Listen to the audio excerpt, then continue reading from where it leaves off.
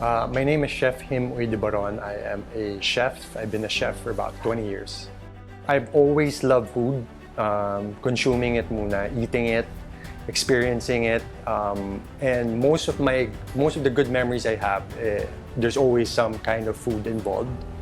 And so growing up, I was always surrounded by food. My mom had a food business that I grew up in, trying to help.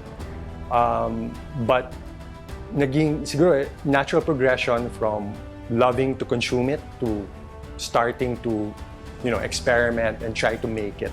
Actually, medyo accidental because when I came back from Australia, after studying and working there for a while, a friend of mine who was my classmate, Filipino rin, in Australia, told me they were starting a culinary school here. I went to visit the school and they were just starting. So I was like, sige, I'll take a few classes. And I did take a few classes. And what I found was like, I wasn't the best student in my life. I keep telling my kids I was the worst. And what I found out was I really enjoyed watching them.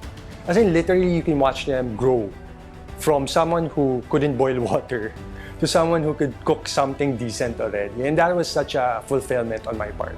So medyo accidental, but the same thing, I discovered that unique fulfillment from watching someone grow and nurture. And from then, I was really hooked. The only reason I stopped was because I got more and more busy with cooking outside from the school, and that I couldn't give enough time. I've been a chef for 20 years. I've been very thirsty to learn all these 20 years. I've tried to hone my craft, my techniques through other chefs, through experiences. And basically right now, it's like the culmination of things that I've learned. And all the recipes I'm gonna be doing for these classes have been tested. First by my family and my friends, and of course by myself. I hold a very high standard when it comes to food. When I'm not happy with it, I just keep going and trying to make it as best as I could. Thai food is very unique. Of course, Southeast Asian flavors, but very diverse influences. Indian, even Portuguese, and they're known for like bold, in-your-face, explosive flavors.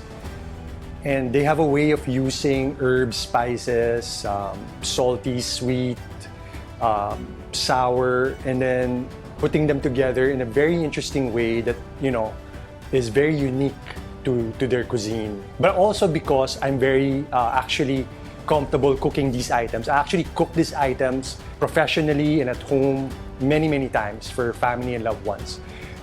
For example, the pad thai is something I've learned and have parang improved on ever since I was in Australia. This noodle dish is one of the most famous Thai recipes out there. It's iconic, and for good reasons, because again, the sour, sweet, savory flavors all in there.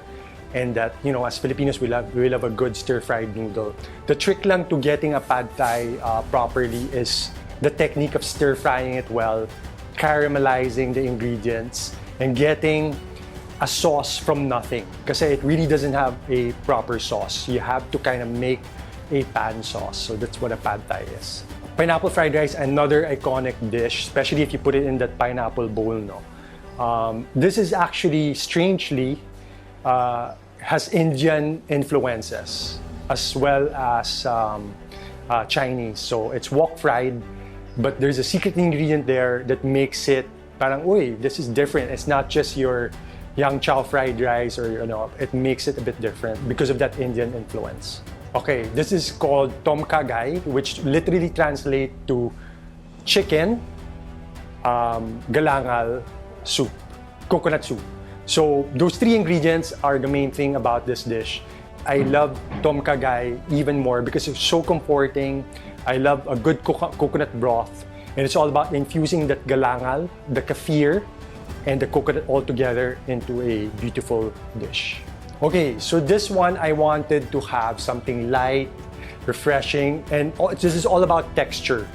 And the dressing for this is like a peanut sesame dressing. Very savory, but again, as you know with Thai, there's a bit of tartness there, and there's a bit of sweetness and savory all together.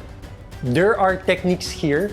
If you are a beginner, you have to learn, like a proper stir fry, proper frying, especially with the frying of the rice. These are techniques as a beginner you need to start learning. Now, if you've been doing this for a while, then it's a great chance to pull out that skill and perfect this pad thai and fried rice recipe. Yeah, the ingredients are mostly available. Actually, the ones here in the Philippines, I was able to source all of it. Even the galangal, the kaffir lime, we actually grow it here. But there are dried versions, so I'm going to talk about that in my class, and other things that you can probably supplement or replace if you can't get it where you're at. I want to invite you to join me as we navigate flavors, techniques, all about Thai cuisine. Iconic recipes that will surely give a smile to the people that you're gonna cook for.